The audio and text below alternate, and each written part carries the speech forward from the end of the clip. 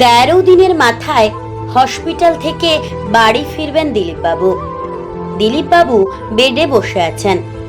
পাশে বসে আছেন দিলীপবাবুর স্ত্রী সানন্দা দেবী। তানিয়া আর তিথি দুজনেই এসেছে বাবাকে বাড়ি নিয়ে যাওয়ার জন্য। তানিয়া আর তিথি দিলীপবাবুর দুই মেয়ে। তানিয়া বড় আর তিথি ছোট। ডিসচার্জ সার্টিফিকেটটা হাতে পেতে আরো আধ ঘন্টা লাগবে, তাই ওয়েট করা ছাড়া উপায় নেই। বেডে বসে দিলীপবাবু যেন একটু অন্যমনস্ক, এদিক ওদিক তাকিয়ে কি যেন একটা খুঁজছেন। এদিকে সৌপায়ন আজ ছুটি নিয়েছে। সৌপায়ন দিলীপবাবুর বড় জামাই। সৌপায়নও আজ হসপিটালে এসেছে। সিনিয়র নার্স যিনি ছিলেন উনি সৌপায়নকে ডেকে বুঝিয়ে দিচ্ছেন কোন ওষুধগুলো নিয়মিত খেতে হবে, নেক্সট কবে চেকআপে আসবেন সেসব কথা। বরাত জোরে এ যাত্রায় বেঁচে গেছেন দিলীপবাবু। সঙ্গে সঙ্গে হসপিটালে নিয়ে আসতে না পারলে হয়তো খারাপ কিছু ঘটে যেতে পারত, হার্ট অ্যাটাক তো আর বলে কয়ে আসে না। সোফায় বসে টিভি দেখতে দেখতে বেশ গল্প করছিলেন সানন্দা দেবীর সাথে। কি যে হয়ে গেল, সোফা থেকে পড়ে গিয়েই সেন্সলেস, মাথা ফেটে ব্লিডিং, এক ভয়ঙ্কর অবস্থা। এই কদিন কম ধকল সহ্য করতে হয়নি সানন্দা দেবীকেও। সে যাই হোক, দিলীপবাবু সুস্থ হয়ে যে বাড়ি ফিরছেন এটাই অনেক বড় আনন্দের। এদিকে দিলীপবাবুর অন্যমনস্কতা ভাবটা বেশ অনেকক্ষণ ধরেই লক্ষ্য করছিল দিলীপবাবুর বড় মেয়ে তানিয়া। তানিয়া জিজ্ঞেস করলো, বাবা তুমি ঠিকঠাক তো? তোমাকে কেমন যেন একটা লাগছে, আর কোনো কষ্ট নেই তো? দিলীপবাবু বললেন, এখন একদম ফিট রে মা। কিন্তু কিন্তু আবার কি? এদিক ওদিক কি দেখছো? তোমার জামাইকে খুঁজছো তো? চিন্তা করো না, ও এসেছে। জানো বাবা, তোমার ছুটি হবে বলে ও আজ অফিস যায়নি। ও বলল তোমরা একা সামলাতে পারবে না। এই কদিন তোমার জামাই ঠিক মতো করে খাওয়া দাওয়া পর্যন্ত করেনি। একটা চিন্তা তো থাকেই। তানিয়ার কথাগুলো যেন শুনতেই পাচ্ছিলেন না দিলীপবাবু। দিলীপবাবু দেখেন একটু দূরে দাঁড়িয়ে আছে ছোট মেয়ে তিথি। তিথির দিকে তাকিয়ে দিলীপবাবু বললেন, তুই দূরে কেন দাঁড়িয়ে? কাছে আয় মা, আমার পাশে একটু বস। আজ কতদিন পর তিথি বাবার মুখ থেকে মা ডাক শুনতে পেল। বাবার এমন আবেগী কথায় চোখের জল ধরে রাখতে পারল না তিথি। বুকের ভিতরটা যেন কেমন করে উঠল। এ অনুভূতিটা কেমন তিথি বলে বোঝাতে পারবে না। মানুষ অসুস্থ থাকলে সে সময় তার প্রিয়জনদের সবচেয়ে কাছে পেতে চায়। দিলীপবাবু হয়তো সেটাই চাইছেন।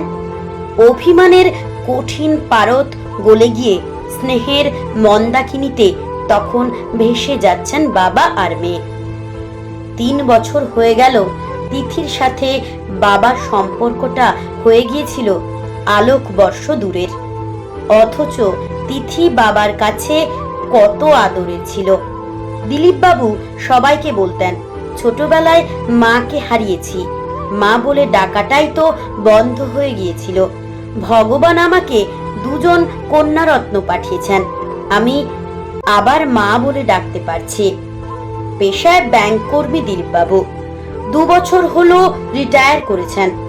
খুব ইচ্ছে ছিল বড় মেয়ে তানিয়ার বিয়েটা যেমন ধুমধাম করে দিয়েছিলেন তেমনি তিথির বিয়েটাও দেবেন। সেই ইচ্ছে পূরণ হয়নি দিলীপবাবুর। দিলীপবাবু নিজেই ছোট মেয়ে তিথির জন্য ভালো পাত্রের সন্ধান করেছিলেন। ছেলেটি ব্যাংকে চাকরি করে। সেদিন অফিস থেকে ফিরে তিথিকে ডাকলেন নিজের ঘরে। সানন্দা দেবীও পাশে ছিলেন। তিনি ঘরে ঢুকতেই দিলীপবাবু বললেন, কাছে এসে বস মা, কথা আছে। কখনো এভাবে নিজের ঘরে ডেকে তিথির সাথে কথা বলেননি দিলীপবাবু। বাবার মুখের দিকে তাকিয়ে তিথি জিজ্ঞেস করে, কি ব্যাপার বলো তো বাবা, তুমি আমাকে ডেকে পাঠালে? মা তুমি নিশ্চয়ই জানো। সানন্দা দেবী বললেন, শুনেছো মেয়ের কথা? তোর বাবা তোকে ডাক দিয়েই সবে ঘরে ঢুকলো। তোকে ডাকছে শুনে আমিও এলাম, আর দেখলাম তুই সাথে সাথে এলি। তা আমি জানবো কি করে? আমিও তো শুনবো বলেই এলাম। দিলীপ বাবু হাত থেকে ঘড়িটা খুলে টেবিলের উপর রেখে বললেন, জানো সানন্দা, আমি আমার তিথি মায়ের জন্য এক হীরের টুকরো ছেলের সন্ধান পেয়েছি। আমার কলিগ ঘোষদার একমাত্র ছেলে, ভীষণ ব্রিলিয়ান্ট, নম্র ভদ্র ছেলে। আজ অফিসে ঘোষদা আমাদের পিয়ন বিজনদাকে বলছিল, একটা ভালো মেয়ে দেখে দাও দেখি, ছেলের বিয়েটা দি। বিজনদা বলল, ভালো মেয়ে তো আছেই, আমাদের দিলীপ বাবুর ছোট মেয়ে, যদি দিলীপ বাবু রাজি থাকেন। বুঝলে সানন্দা, ঘোষদার ছেলেটিকে বেশ পছন্দ আমার। এই বাজারে এরকম একটা ভালো ছেলে পাওয়াই মুশকিল। ঘোষদা তো বলেই ফেললো, দিলীপ, তাহলে আমরা কি দুই বেয়াই হতে পারি? আজ অফিসে এই নিয়ে তো হই হুল্লোড় কাণ্ড। সবাই এমন করছিল যেন বিয়ে ঠিক হয়ে গেছে। কথাগুলো শুনে সানন্দা দেবীও হাসছেন। হাসতে হাসতে বললেন, বিয়েটা কপাল, আমাদের তিথির ভাগ্যে থাকলে কে আর আটকাবে। বাবার মুখ থেকে কথাগুলো শোনার পর তিথি মুখের হাসিটুকু যেন মিলিয়ে গেল। তিথি কোনোভাবেই বাবার পছন্দের পাত্রকে বিয়ে করতে পারবে না।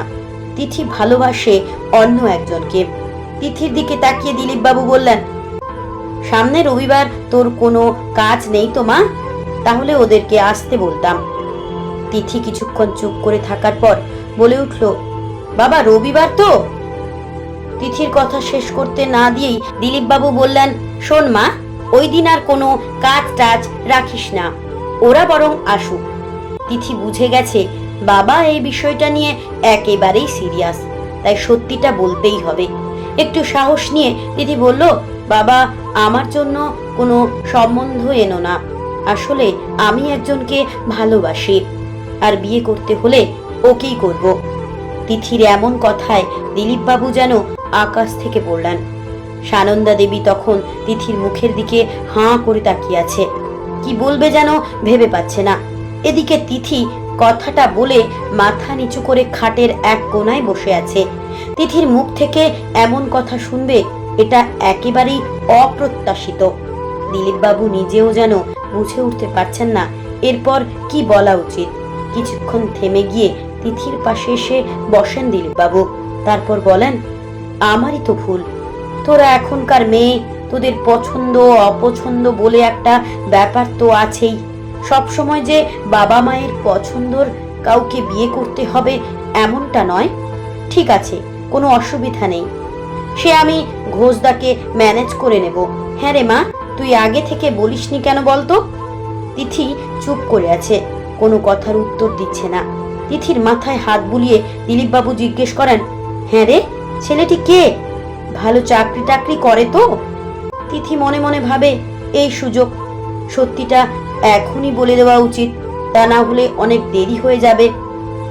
তিথি বলে, তুমি ওকে ভালো করেই চেনো। দিলীপ বাবু অবাক হয়ে বললেন, কি বলিস? আমি চিনি? ছেলেটি কে? মেঘনাথ? মেঘনাথ? কোন মেঘনাথ? যে ছেলেটি ট্যাক্সি চালায়? বাবা, ও ট্যাক্সি চালায় ঠিকই, ওর আরো দুটো গাড়ি আছে, ওটাই ওর ব্যবসা।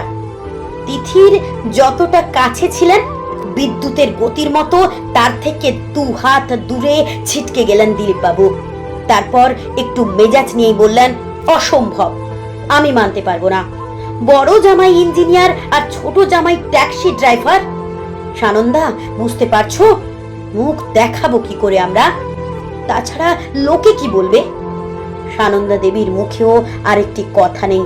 দিলীপবাবু বললেন, সানন্দা, তুমি তিথিকে বোঝাও, ও যা করছে ভুল করছে। এদিকে তিথি নিজের সিদ্ধান্তে অনড়।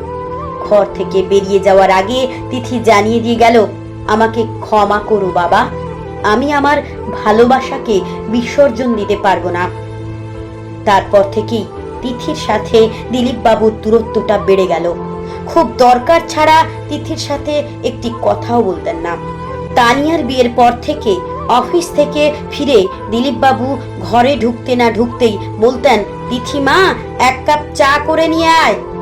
এই ঘটনার পর থেকে মা বলে ডাকাটাই বন্ধ করে দিলেন। কত আশা ছিল নিজের পছন্দ করা ছেলের সাথে তিথির বিয়ে দেবেন, সবই অদৃষ্ট। এদিকে বাবার অমতেই নিজের পছন্দ করা ছেলে মেঘনাথকে বিয়ে করেছে তিথি। দিলীপ বাবুর বাড়ি থেকে মেঘনাথের বাড়ি খুব একটা দূরে নয়, একটা পাড়া পেরোলেই মেঘনাথের বাড়ি। সানন্দা দেবী দিলীপ বাবুকে বলেছিলেন, ছেলেটিকে একবারটি বাড়িতে ডাকি, তুমি বরং কথা বলো, দেখোই না ছেলেটি কেমন। সানন্দা, আমার ডাকা বা না ডাকায় কি যায় আসে? ওর মনে হয়েছে ওকে বিয়ে করবে, করুক, তবে আমি কোনো দায়িত্ব নিতে পারবো না। এরকম বলো না, তিথি তো আমাদের মেয়ে, ওর বিয়েটা তো দিতে হবে। আমার তো আপত্তি নেই, আমি বাধাও দেব না। আমি কোনোদিনই ওই ছেলেটিকে মেনে নিতে পারবো না, এটা তোমাকে জানিয়ে রাখলুম। ঠিকই সানন্দা দেবী অনেক বুঝিয়ে বলেছেন। তিথি নিজের সিদ্ধান্তে অনড়। সানন্দা দেবী যখন তিথিকে আরো একবার ভেবে দেখার কথা বললেন, তিথি বলে দিল, বাবা যদি মেঘনাথকে মেনে না নেয় তাহলে আমার বিয়ে নিয়ে তুমিও ভেবো না মা, আমরা মন্দিরে গিয়ে বিয়ে করে নেব। জামাই হিসেবে মেঘনাথ যখন এ বাড়িতে সম্মান পাবে না, তখন কি দরকার ওর এ বাড়িতে আসার? মন্দিরে গিয়ে নম করেই বিয়েটা সেরে নিয়েছিল তিথি। বিয়ের পর তিথির এ বাড়িতে আসা যাওয়া থাকলেও মেঘনাথ কোনোদিনই আসেনি। সানন্দা দেবী তিথিকে বলেছিলেন, মেঘনাথকে বাড়িতে আসতে বলিস, বাড়িতে আসা নিয়ে তো তোর বাবার আপত্তি নেই? না মা, বাবা যেদিন নিজে থেকে আসতে বলবে সেদিনই ও আসবে, তার আগে কোনোদিনই আসবে না। তাছাড়া আমি তো বাবার কাছ থেকে অনেক দূরে চলে গেছি, আর মেঘনাথ তো অনেক দূরের বাসিন্দা। তিথি কথাগুলো বেশ জোর দিয়েই মাকে বলেছিল। আজ 3 বছর হয়ে গেল সেইভাবেই চলে আসছে। এ নিয়ে তিথির মনে দুঃখ কম ছিল না। তবে আজ সেই দুঃখের বাঁধ ভেঙে গিয়ে তিথি বাবার কাছে বসে বাবার বুকে হাত বুলিয়ে দিচ্ছে। কখন যে দিলীপ বাবুর চোখে জল এসে গেছে নিজেও বুঝতেই পারেননি। এমন সুন্দর দৃশ্য দেখে সানন্দা দেবী সন্তর্পণে চোখের জলটা মুছে নিয়ে তিথিকে বললেন, তিথি, বাবাকে জামাটা পরিয়ে দে। তিথি মায়ের হাত থেকে জামাটা নিয়ে বাবাকে পরিয়ে দিচ্ছিল। দিলীপ বাবু বললেন, কতদিন পর আমার ছোট মার হাতের ছোঁয়া পাচ্ছি। এবার তানিয়া বাবার কাছে এগিয়ে এসে বলল, বাবা, তুমি এবার খুশি তো? আর কোনো দুঃখ নেই তো? খুব খুব খুশি রে মা, বলে একটা হাত বাড়িয়ে দেয় তানিয়ার দিকে। তানিয়া বাবার হাতটা ধরে পাশে এসে বসে। এদিকে বড় জামাই সৌপায়নও চলে এসেছে, হাতে একটা ফাইল। এই আবেগঘন দৃশ্যের মাঝে সৌপায়ন বলে উঠল, আর দেরি করলে হবে না, এবার তো নিচে নামতে হবে। তারপর ভালো করে তাকিয়ে একটু অভিমানের সুরে বলে, বাবা তো দেখছি মেয়েদেরকেই ভালোবাসে, জামাইয়ের কথা মনেই নেই আর। দুজন আয়া পাশেই দাঁড়িয়েছিল, তাদেরকে উদ্দেশ্য করে দিলীপ বাবু বললেন, বুঝলেন, এই হচ্ছে আমার জামাই। কে বলেছে জামাই আপন হয় না? আমাদের জন্য অনেক করে ছেলেটা, খুব গুণী ছেলে, আমাদের সুবিধে অসুবিধে সবেতেই আসে। দিলীপ বাবুর কথা শেষ হতেই একজন আয়া বলে উঠলেন, তবে আপনার ছেলেটিও খুব ভালো, যেমন ভালো একটা জামাই পেয়েছেন তেমনি আপনার ছেলেটিও। দেখলাম তো এই 12-13 দিন দিন রাত এক করে দিয়ে যেভাবে আপনার জন্য করলো, সত্যি আপনার কপালটা ভীষণ ভালো। আমরা দেখি তো কত ছেলে মেয়ে আছে বাবা মাকে হসপিটালে ফেলে দিয়ে চলে যায়, সারাদিনে একটিবার দেখা করতে আসে কি না আসে না। আর আপনার ছেলে আপনার জন্য যা করলো, এমন ছেলে পাওয়া সৌভাগ্যের।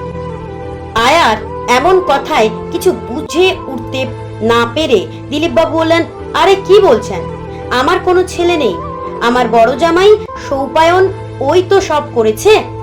কি বলছেন আপনি? তাহলে যে ছেলেটি আপনার জন্য এত কিছু করলো, রাতের বেলা যখন যা ওষুধ লেগেছে তখনই এনে দিয়েছে, আপনার রক্তের দরকার ছিল, আপনার গ্রুপের রক্ত পাওয়া যাচ্ছিল না, সবকিছুই তো ও ব্যবস্থা করলো। আমরা তো সেটাই ভাবছিলাম, এই হচ্ছে ছেলে, যাকে বলে বাবা মায়ের আদর্শ ছেলে। দিলীপ বাবু হাঁ করে তাকিয়ে আছেন সানন্দার দিকে, তারপর মেয়েদের দিকে তাকিয়ে জিজ্ঞেস করলেন, কি সব বলছেন উনি? পাশ থেকে বড় জামাই সৌপায়ন বলে উঠল, উনি ঠিকই বলেছেন, ছেলেটা যেভাবে আপনার জন্য করলো, আমি হলে সত্যিই পারতাম না। এই কটা দিন ও যেভাবে যুদ্ধটা করলো, ও আসলে সত্যিকারের মেঘনাদ। মেঘের আড়ালে থেকে যুদ্ধ করে গেছে, অথচ আপনি বুঝতেই পারলেন না। বাবা, আপনি জানেন না আপনার প্রতি কতটা ভালোবাসা থাকলে এভাবে করা যায়। তিন বাড়ি ঘর ছেড়ে হসপিটালে পড়েছিল, কখন কি দরকার লাগে সেজন্য। টানা দুদিন না ঘুম হলে আমি তো অসুস্থ হয়ে যেতাম। অথচ মেঘনাথ, ওর জন্য যা বলবো সবটুকুই কম পড়ে যাবে। আমি কি এতটা করতে পারতাম আপনার জন্য? সৌপায়নের কথাগুলো শুনে দিলীপ বাবু তো হতবাক। সানন্দার দিকে তাকিয়ে দিলীপ বাবু জিজ্ঞেস করেন, এ কি শুনছি সানন্দা?